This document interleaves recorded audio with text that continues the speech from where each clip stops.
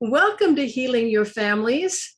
We're continuing our theme on nurturing our children, and I am excited to introduce our guest for today. Her name is Amy Choate, and she studied marriage, family, and human development. She has a master's degree from Utah State University. Well, during her studies, she discovered a passion for storytelling, mentoring, and attachment. Amy enjoys wholesome nutrition, time in nature, hiking, simplicity, reading, nonviolent communication, and permaculture. She values communication, collaboration, connection, and community. She and her husband, Ben, dream of living off-grid in a community where they can work, play, and live collaboratively with the land and others, which ties in perfectly with Amy's life mission to teach and support people in learning how to live in harmony with nature and humanity. In 2021, Amy became a certified facilitator for the Circle of Security Parenting program. Amy, welcome. Thank you, Emma Lou. Thank you so much for sharing this space with me and having a chance to visit with you today. Well, I love your background. We have a lot of the same interests. I love this getting back to nature. I'm a firm believer that natural remedies are always safest and best. And I love this connection, this focus on family. So tell us a little bit about your background. What was your motivation to get a master's degree? Great question. So I have long attributed my desire to, from being a young child to be a therapist is what my goal was because of the pain I felt in my home. My parents divorced. I thought I wanted to help as many families as possible to avoid that pain. And so that was a strong motivator through my education. When I went back to get a master's degree, I was going to do therapy, but the director said, "You'll never see your kids." And I thought, well, I can't do that. I'm a mom. At that time, I was a single mom of 2 kids. And so I went forward with the marriage, family, human development, and I'm glad that I did. My goal is to, at this point, not just work with somebody one-on-one in a therapeutic setting, but reach people more broadly about principles that can help them get back to the core of what makes for healthy relationships. And then still, the same motivation from when I was a kid to help people take preventative action, to do things to not end up divorced, not have ruptured families, is still being fulfilled. That quite often something we experience in childhood becomes a motivator, a driving force. Absolutely. That is absolutely wonderful. Well, I'm interested in learning more about the Circle of Security Parenting, the COSP program. Can you tell us about that? How did you find out about that? Shortly after my divorce, I was working for Early Head Start, and the psychologist that works hand in hand with the program supporting those home visitors introduced me to the Circle of Security. And we just talked about it. And what it did for me is it filled in holes that were in my brain, right? So I was raised, and from attachment theory, you can have a secure attachment, which is the most ideal. You have excellent outcomes for your adult life if you have those secure bonds as a child. And you can have any number of 3 insecure attachments, right? So having been raised and been an insecure child, it was like I couldn't quite grasp what security would look like for my kids, but seeing it, hearing it in this way filled in some holes for me, and really, I believe, made a huge difference in how I was able to show up for my kids and parent them despite my childhood experience. So that was probably 2010 when I was first introduced, and it took me 11 years later through various routes of first getting the master's degree and finally getting to the spot financially where I could afford to pay for the training to be a facilitator. And so last, I guess, summer of 2021, I trained with them and now have permission to use their material to help put this into more families' hands. And then to answer the other part of it, what is the circle of security? You could look at it like, well, let's back up a little bit more. 3 psychologists in Washington State in America here, Kent Hoffman, Glenn Cooper, and Bert Powell, just therapists doing their own things, but would frequently get together and talk about principles of parenting and stuff. And they developed this as a very easy to understand way for parents to begin to conceptualize and understand what attachment theory was coming to understand and see as so vital. So they created this program, ran some trials through different groups, and really aimed just to make it accessible to all, right? There isn't some intellectual conversation coming from someone high up down to the rest of us. They've really made it palatable and visual so that we can see these patterns showing up in our families. So they created it, and it's the circle of security because one of my favorite ways to introduce people to the idea is you can see it, especially in our youngest children, like 0 to 5, 6 months to 5, their needs and then their core drive to get those needs met can be seen visually. So you look at a child who is just starting to walk. They are meeting their need for exploration and they're kind of branching out in this very limited way, right? It's a few steps away from mom, but something frequently happens as they are learning the skill and they'll fall down. And what do? They turn around and look at mom, or they cry from the shock, and mom comes and swoops them up and offers them comfort, kind of fills their emotional cup, right? So that's their other need, is to have support and their inner world understood and organized, help making sense of regulating their emotions. And once that's done, they get comforted, they're ready to try again, right? If not in that next minute, when they are next, right? When they're curious about this walking thing again. And so that pattern, whether it's walking or some other behavior, is happening hundreds of times a day with our children. And that's like the simplest way to see it, that our kids' basic needs are getting met. They're getting supported in their exploration, they're getting supported in that coming back into the relationship. Now, as you spoke, I had a thought, and I want to make sure I'm understanding correctly. You mentioned not everyone has the benefit of a happy, wonderful childhood with parents who were excellent role models on effective parenting. And this is something that's near and dear to my heart as well. And I like the quote that as traumatized children, we long to be rescued. We just don't realize it will be ourselves as adults. So would I be correct in saying that this program is a tool for parents who maybe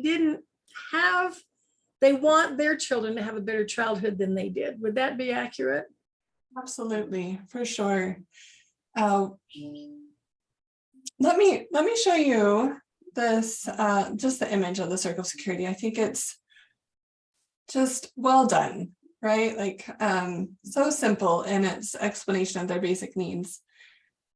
And what you're mentioning is that for many children, there's a rupture. So somewhere in the circle, there was a miscommunication, and the child actually either can't go out and explore and comes back without that exploration, kind of stuffs that needs and caters to the parent for a bit. That could be that the child is picking up on a parent's anxiety about something that was a problem for them in childhood, right? Like social situations or being brave in a physical outgoing way. And so they get anxious and the child will actually tune into that to maintain the attachment bond. Or on the bottom part of the circle, it's really easy for me to see this one because this is where I struggled frequently as a child. That to come in and bring my mom a certain emotion she was not okay with receiving that emotion so much. So I picked up on that and I didn't bring her that emotion, right? So it's a really simple way to see how we were wounded as children. And then in the face of parenting, what we'll frequently do is have those same triggers, those same stress responses when our children are bringing us those same things that were not met for us as children. So we can have a different level of awareness around our children's needs, even if we didn't have those needs met as a child. And then with that awareness and some self-reflection, we're not going to do it perfectly. That's actually one of the tenets of the circle of security parenting, is to acknowledge that perfect parenting is not a thing. No one's perfect. Right. And to just, when we can put aside the perfectionism in our parenting, that opens us up to a lot of the more beneficial behaviors in parenting, like being able to repair ruptures and whatnot. So they could look at this diagram, this circle, understanding those needs, look at it from the standpoint of, okay, what happened in my childhood? What, was I missing part of that? Mm-hmm. And then that helps them understand themselves better. And, children tend to blame themselves. They'll, if their parents get divorced, they'll assume that it was their fault. Mom and dad wouldn't have got divorced if I got better grades in school. Or even if they are abused, they will feel like somehow they caused it. So being able to clear that up as an adult and understand, I didn't do anything wrong. This is what I didn't get. And then how would they feel that need for themselves once they understood this is, I didn't have all of my needs met as a child? Well, I think there are a lot of resources for understanding how to fill those needs for yourself. That's not the emphasis of the circle of security parenting. But I think even just understanding that map and saying maybe I knew that I struggle in a certain area, but I can see more clearly how I can meet that for my child. How can I meet that for myself? Right? There is that reflection process that I think the class begins to draw out of you anyways. But I wouldn't say just because this doesn't emphasize the how for an adult to repair that doesn't mean that they shouldn't, right? Like, well, there's a lot of chances to pursue that avenue. What the class does emphasize is, say, because you have the awareness, you can notice when you're feeling anxious, you've got your own, they call it shark music coming up, like dun dun, right? Oh no. Jaws. My child is bringing displeasure to me. I don't know what to do with displeasure, right? And then you can work on regulating that for yourself and hear the emotion, delight in the child that they're willing to bring you their emotions and that you can be that safe place for them, right? So and that would provide some healing, wouldn't it? If you recognize I am providing the needs for my children that I didn't get, I'm thinking that would bring some healing right there. I believe so, but I don't want to speak as if like it's a validated thing. It sounds like a perfect research project that needs to be explored. Or probably an individual thing too. Right, and do some probing of people in my classes. Did this show up for you? What, how can we support that more? So I think that's very true personally. It's definitely not what the Circle of Security International is claiming with what they've created. So their purpose is to help parents be more effective in raising their children. Would that be more accurate? Sure. Because I think you said it earlier, that idea that we want to be able to provide for our kids the parenting we didn't get. Yeah. Yeah. Well, I think that's beautiful. So how was this presented? Through classes, through, I'm assuming there are instructional material? Yeah, so there's an 8-week course. We would meet each week for an hour and a half to 2 hours. There is presented material and discussion. There's a workbook. One of the benefits of doing it on a weekly basis is that you get a principle, you see it in the class, and then you can go and observe it happening in your home. And then we can come back and talk about it. How did it show up? How did you see being with your child? How did you see them traveling that circle with you in your relationship dance? And the 8 weeks covers infants 1 week. It covers the basics of the circle, meeting their needs. It covers the rupture times, the times when you would be talking about repairing and how important that is. And it talks about the balance between being bigger and stronger and wiser and kind. Just that beautiful, both are necessary for our children, bigger, stronger, wiser, kind.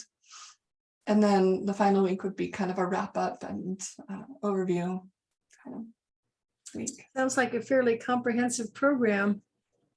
I think it is, and it's beautiful in its simplicity, and yet it's how deeply it touches the real needs of us as humans. Yes, I agree with that.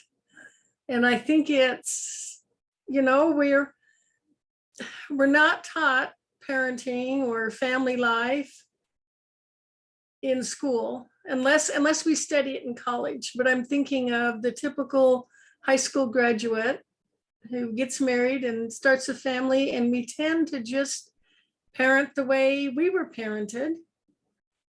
And if that wasn't the best, then unless we consciously learn something more effective, we can just have these generational issues. Especially in times of stress, right? That's when we can get reactive, and that's when we default to what we experienced. Yeah. And yet, I believe that inside each of us, we know how to nurture, right? So my company name is Nurture by Design. Mm-hmm. I believe that inherent in us, we have this understanding. And what the circle of security is a map how to get back to that. So it's getting in touch with your natural instincts as a parent. Absolutely. Well, and I agree with that too. I think parents love their children. They want to do the best. And many of them are doing the best that they know how to do. But I love that you provide them with a tool, with some training that will help them connect with that. Nurture by Design. So I'm assuming, are these classes offered in person, through Zoom, both? Right now I have them over Zoom. I could do them in person, but I love, so I guess that would take somebody requesting a specific, hey, can you do this here locally? I'll gather the group kind of thing. The online option, I think, especially for parents, there's the removal of the added stress of having to commute to an office, get a babysitter. Now that we have discovered Zoom, will we ever go back? Right. And there's certain benefits to meeting in person, but I want to reach people wherever they are, and I don't want location to be what stops us from being able to do that.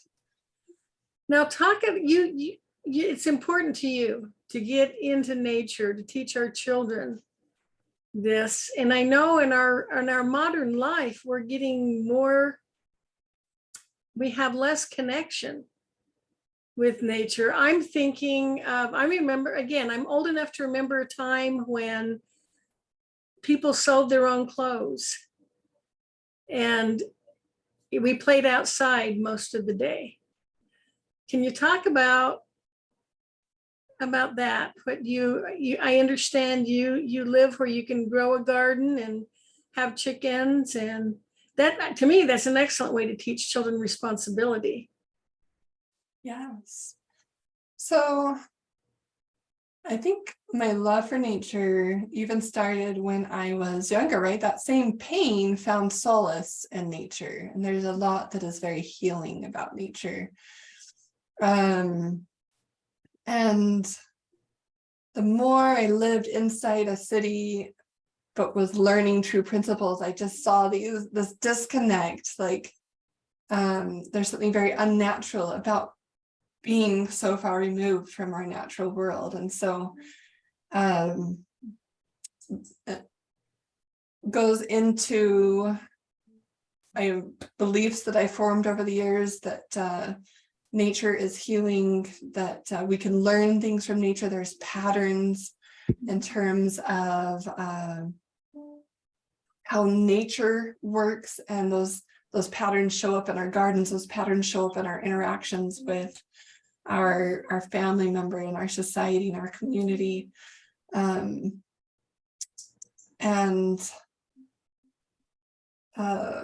The connection to, like you said, our chickens, right, has just enlivened me to the ability to care for a living thing.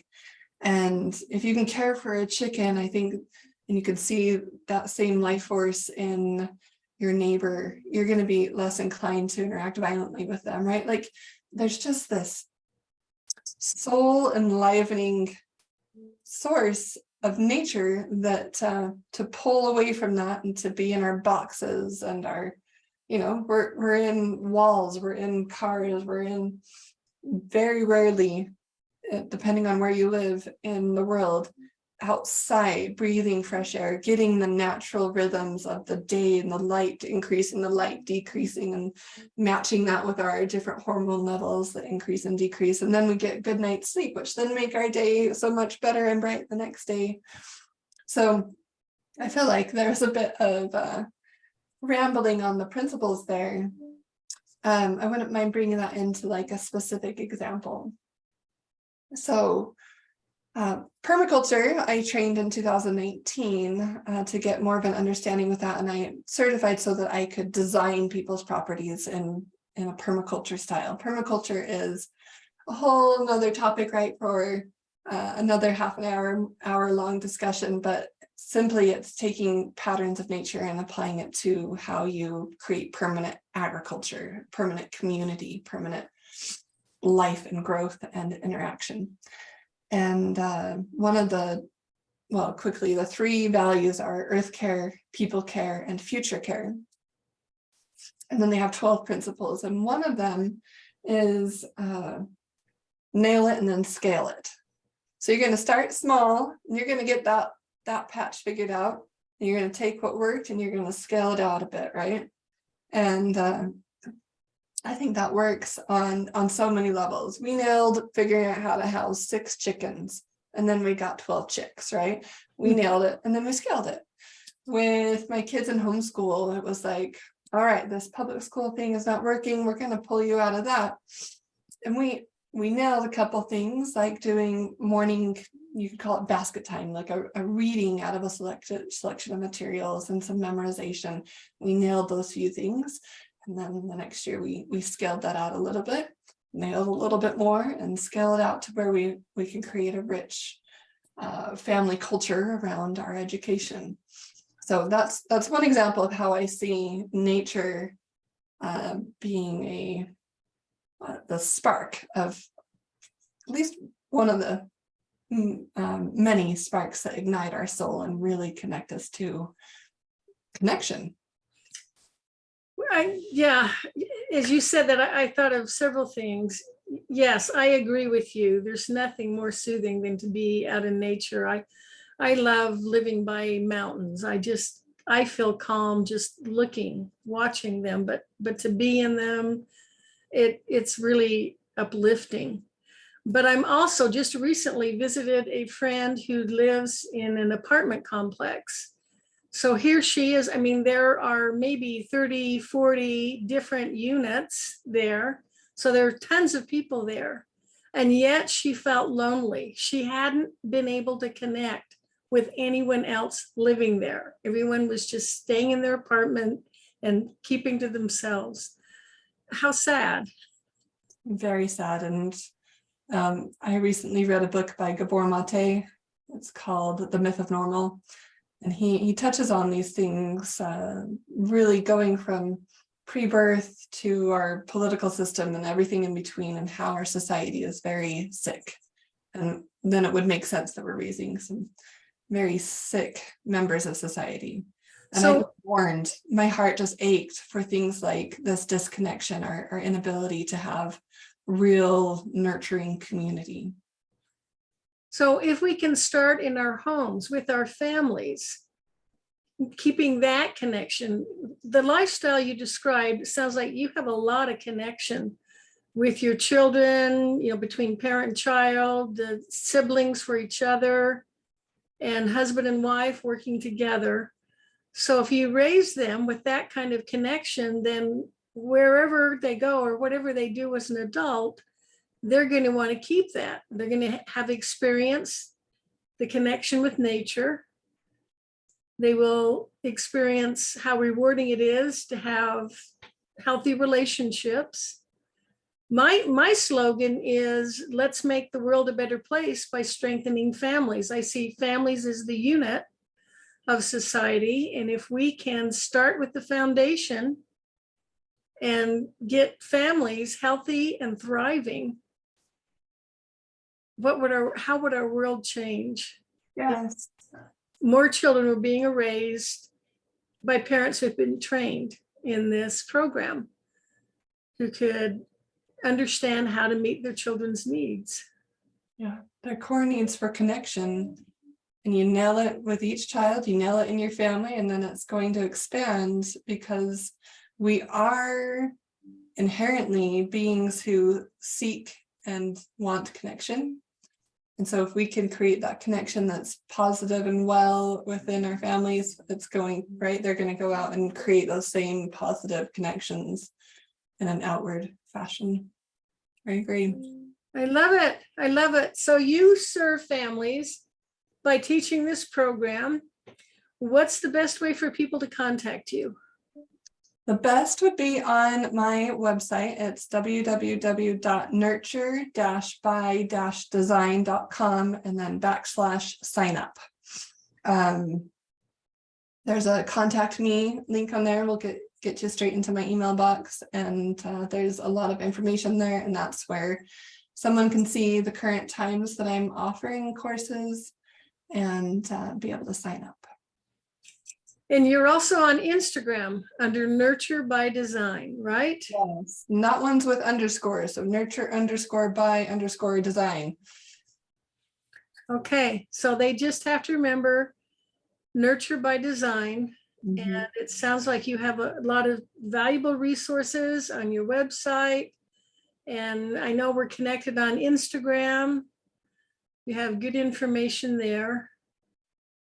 Amy, thank you for doing this. I think I love the way you're supporting families and strengthening them.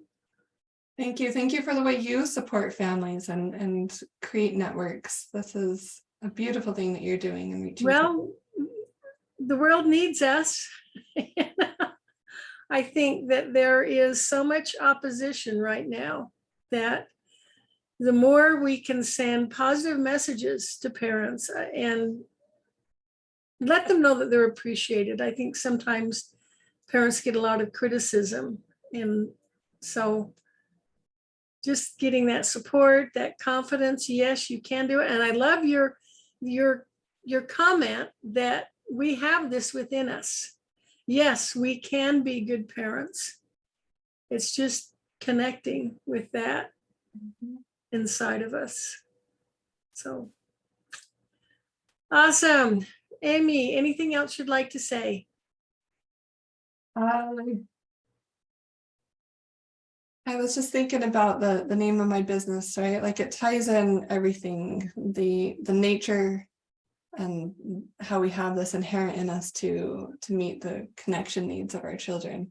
We're we're designed to nurture. We have it built into us, the how to, and nature's got some patterns for us that we can learn, and we can touch back into our hearts and really operate from that space. We don't even need like all of the overwhelm of society telling us what to do. We can really turn back inward and create meaningful connections from there.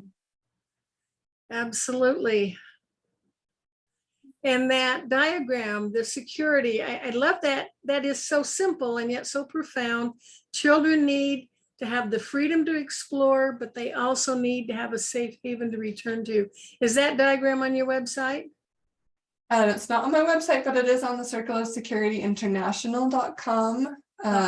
They have options to download it in a ton of different languages. And so just visit them, or if you take my class, I will have that. You have access to that. Yeah, so awesome. Take my class, you can go to their website to get it. They also have excellent short videos that just give you that overview of the circle of security. I love it.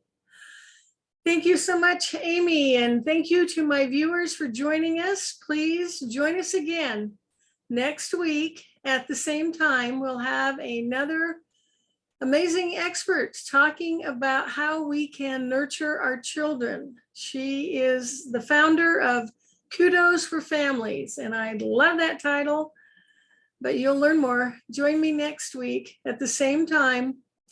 This is Emma Lou Penrod at healingyourfamilies.com.